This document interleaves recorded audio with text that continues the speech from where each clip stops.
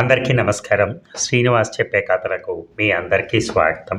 ఇప్పుడు మనం వినబోయే కథ రాజేంద్ర ప్రసాద్ గారు రచించినటువంటి తండ్రి అనే కథ. మరి కథలోకి వెళ్దాం. ఆదివారం మధ్యాహ్నం పూట 12:30 అవుతోంది. రాజమండ్రిలోని మంగళవారపుపేటలో గల 3 బెడ్రూమ్ల ఇంటిలోని ముందు హాల్లో టీవీ చూస్తూ వంటింట్లోంచి వస్తున్న గుమగుమలను ఆస్వాదిస్తూ కూర్చున్నాను. అక్కడ నన్ను ఎవరూ డిస్టర్బ్ చేయరు. ఇందుకు 2 కారణాలు. మొదటిది, అది మా సొంత ఇల్లు. పైగా 61 సంవత్సరాల వయసున్న నేను ఆ ఇంటి పెద్దని. రెండవ కారణం, మా ఇంట్లో మా ఆవిడ ఆ సమయంలో వంటింట్లో ఉంటుంది. 2 కోడళ్ళు. అత్తగారికి అంతో ఎంతో సాయం చేయడానికి రెడీగా అక్కడే నిలబడి ఉంటారు. పెద్ద అబ్బాయి, 2 పిల్లలు వాళ్ళ రూముల్లోనూ, చిన్నబ్బాయి వాడి ఒక్కగానొక్క కొడుకు వాళ్ళ గదుల్లో టీవీలు చూసుకుంటూ కూర్చుంటారు. పొరపాటును కూడా ఇటు రారు. నేను చూసే తెలుగు, హిందీ, తమిళ పాటలు, సంగీత కార్యక్రమాలు వాళ్ళ ఒంటికి అస్సలు సరిపడవు. అందుకే నేను ఆ టీవీ వాల్యూమ్ని వీలైనంత తగ్గించే వింటాను. లేదంటే మా అబ్బాయి కొనిచ్చిన బ్లూటూత్ హెడ్ఫోన్స్ పెట్టుకుని వింటాను. డోర్ బెల్ మోగింది. అమెజాన్ వాడో ఫ్లిప్కార్ట్ వాడో అయి ఉంటాడు అనుకుంటూ తలుపు తీశాను. ఎదురుగా ఒక పెద్ద ఆయన నిలబడున్నాడు. వయస్సు 80 దాటి 90 దరిదాపులకు వస్తుందన్న సూచనగా వంగిపోయి ఉన్నాడు. నీరు కావి పంచెకట్టు, ఏనాటిదో వేలాడుతున్న చివికిపోయిన షర్టు అతని బేదరికాన్ని చెప్పకనే చెప్తున్నాయి.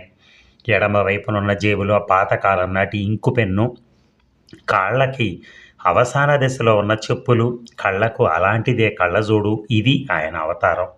ఒకప్పుడు బాగానే ఉండేవాడేమో కానీ ఇప్పుడు మాత్రం చితికిపోయాడు. ఏది ఏమైనా ఇప్పుడు మాత్రం డోర్ బెల్ కొట్టి మరీ అడుక్కోవడానికి వచ్చినట్టున్నాడు. ఈ మధ్య ఎవరూ ఇళ్ల తలుపులు తెరిచిపెట్టుకోవటం లేదు. తెరిస్తే ఏసీ పోతుంది మరి. అందుకని అడుక్కోవటానికి డోర్ బెల్ కొట్టి మరీ పిలుస్తున్నట్టున్నారు అనుకుంటూ విసుగ్గా గట్టిగా ఏం కావాలి అన్నాను. ముసలాయన బెదిరాడు. అదే నాకు కావాల్సింది. ఇంతలో ఆయన తేరుకొని రాజేంద్ర ప్రసాద్ గారు అంటూ సందేహంగా ఆపేశాడు. అవునయ్యా, నేనే. ప్రతివాడు నేమ్ బోర్డు చూడటం, పేరు పెట్టి అడగటం భేదవది. బోర్డు తీసి పడేయాలి. చెప్పు, ఏం కావాలి? మరింత తీవ్రంగా అడిగాను. నేను వెంకటేశ్వర శాస్త్రిని, ప్రసాదు. వీటీ హై స్కూల్లో మీ తెలుగు మాస్టర్ని, నెమ్మదిగా అన్నాడు ఆయన. నేను నిర్ఘాంతపోయాను. గబుక్కున తేరుకుని గుమ్మానికి అడ్డం తొలగి, మాస్టారు మీరా? క్షమించండి, ఏమనుకోవద్దు, లోపలికి రండి అంటూ ఆయన చేతిలోని సంచి అందుకొని ఆయనను లోపలికి తీసుకుని వచ్చాను. ఆయన్ని సోఫాలో కూర్చోబెట్టి ఏసీ వేశాను. మనసులో పుట్టిన అపరాధ భావం ఏమాత్రం పోలేదు. అమాంతం ఆయన కాళ్ళ మీద పడ్డాను. ఆయన కంగారు పడ్డారు. నన్ను క్షమించండి మాస్టారు, మీ పట్ల చాలా అనుచితంగా ప్రవర్తించాను అంటూ ఆయన కాళ్ళు పట్టుకున్నాను. ఆయన కళ్ళల్లో ఎందుకో నీళ్లు వచ్చాయి. నా భుజం పట్టుకుని మృదువుగా లేవదీస్తూ, ప్రసాదు, ఇప్పుడు ఏమైందిరా?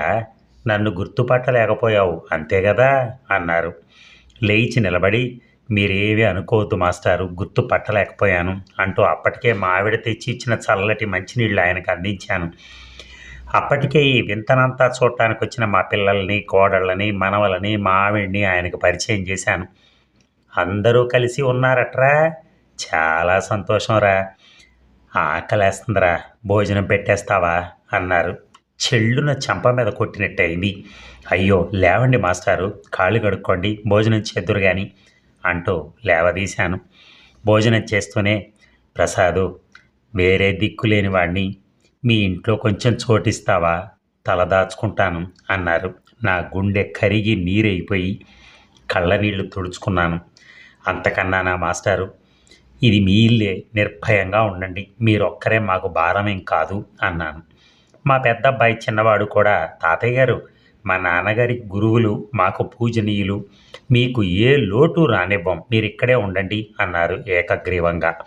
ఆయన తృప్తిగా నవ్వి ఇద్దరిని సుఖీ భవ అంటూ ఆశీర్వదించారు.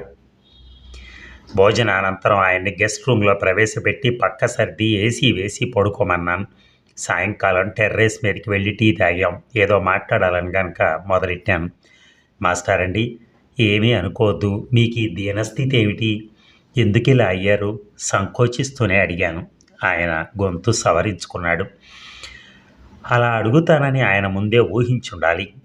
ప్రసాదు, నీకు తెలుసుగా మా ఆవిడ పోయిందని, నాకు ఒకడే కొడుకని అంటూ ఆపారు.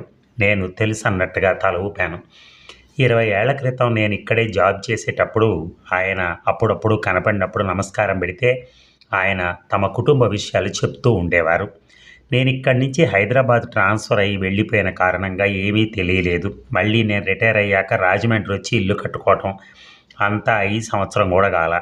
అందుకని ఆయన గురించి బొత్తిగా తెలియకుండా పోయింది. ఆయన కొనసాగించారు. వాడికి పిల్లలు లేరు ప్రసాదు. సరైన ఉద్యోగము లేదు. ఏవేవో చిన్న చిన్న వ్యాపారాలు కూడా చేసి చితికిపోయాడు. నీకు తెలుసుగా, నాది ప్రైవేట్ స్కూల్ కాబట్టి పెన్షన్ నామ మాత్రమే.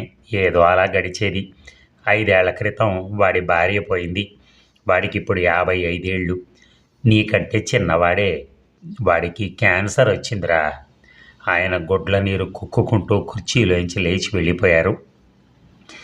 గాలికి ఊగిపోతున్నట్టు నడుస్తున్న ఆయన బక్క పలచని శరీరాన్ని అలాగే చూస్తూ నోట మాట రాక కూర్చుండిపోయాను. 2 రోజులు గడిచాయి. ఆ 2 రోజుల్లో ఆ ముసలాయన్ని ఇంకేం అడగలేదు. అడిగి ఆయన మనసులోని గాయాన్ని ఇంకా రేపి నేనేం సాధిస్తాను? అందరూ కలిసి నెలకి 4-5 లక్షలు సంపాదించే మాకు ఆయన ఒక భారం కాదు. అందుకే నేనేమీ మాట్లాడలేదు. రోజు మెట్లెక్కడం ఎందుకని సాయంకాలపు టీని హాల్లోనే ఏర్పాటు చేశాను. 3వ రోజు టీ తాగుతూ ఉండగా మాస్టారి జేబులోని సెల్ మోగింది. అంతవరకు ఆయన దగ్గర సెల్ ఫోన్ ఉందని నాకు తెలియలేదు. ఆశ్చర్యంగా చూస్తున్నాను. సెల్ మాట్లాడుతున్న మాస్టారి మొహంలో సంతోషమో దుఃఖమో తెలియని విచిత్ర భావాలు కలుగుతున్నాయి. మాట్లాడటం ముగించి ఒక్కసారిగా సెల్లు పక్కన పడేసి ఏదో ఆలోచిస్తూ కూర్చున్నారు.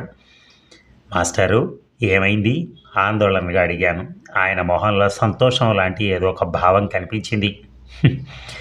మా అబ్బాయి చనిపోయాడంట ప్రసాదు. ఇక్కడే దగ్గరలోని ఇన్నీస్పేటలోనే. ప్రక్క ఇళ్ల వాళ్ళు దహన సంస్కారాలకి ఏర్పాటు చేసేశారట. నేను ఎక్కడున్నానో తెలియదు కదా మరి. నేను వెంటనే బయలుదేరాలి. వాడిని శ్మశానానికి తీసుకెళ్ళకముందే వాడి దగ్గర ఉన్న ఏటీఎం కార్డు తీసుకోవాలి. నా పెన్షన్ ఇద్దరికీ సరిపోక నేను నీ దగ్గరకు వచ్చాను ప్రసాదు. ఏమనుకోకు. ఇప్పుడు వాడు చనిపోయి సుఖపడ్డాడు. నాకు పెన్షన్ ఇక సరిపోతుంది. నిన్ను బాధ పెట్టను. వెళ్ళొస్తాను అంటూ బయలుదేరడానికి లేచారు. నా నోట మాట రాలేదు. గొంతుకేదో అడ్డం పడింది.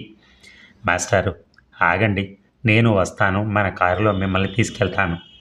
కళ్ళ నీళ్లు తుడుచుకుంటూ అన్నాను. అదండి కథ. ఒక సింపుల్ కథ. కథామంజరి అంతర్జాల మాసపత్రిక మార్చి 25న ప్రచురితమైంది ఈ కథ. నిజంగా ఆ మాస్టర్ని ఆ శిష్యుడు అలా ఇంట్లో తీసుకొని నాతోనే ఉండండి అని అనటం ఎంత గొప్ప విశేషం అంటే నిజంగా అటువంటి పరిస్థితుల్లో ఎవరూ కూడా నాకు అయిపోయింది, ఇంకా చదువు అయిపోయింది, ఏంతో నాకేంటి పని అనుకునే మెంటాలిటీలు ఉన్నాయి ఇప్పుడు ప్రస్తుతానికి. కానీ ఆయన మాత్రం మీరు మా ఇంట్లోనే ఉండండి అని చెప్పని. ఆయన వెళ్ళిపోతాను అంటే కూడా నువ్వు ఇక్కడే ఉండండి, మీరు ఎక్కడికి వెళ్ళొద్దు అనేసి. నిజంగా అద్భుతమైన కథ. Thank you very much Rajendra Prasad గారికి కూడా.